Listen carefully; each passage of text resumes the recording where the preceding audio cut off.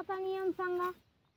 एखाद्या माणसाला खुर्ची सोडवू वाटत नसेल तर त्याला म्हणायचं जडत्व.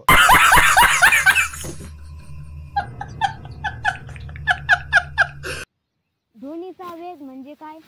ध्वनीचा वेग, जर का दारू पिऊन आले मग सांगते तुम्हाला, हे शब्द कानावर पडण्याच्या आधी जेव्हा माणूस मागं फिरतो त्याला म्हणायचं ध्वनीचा वेग.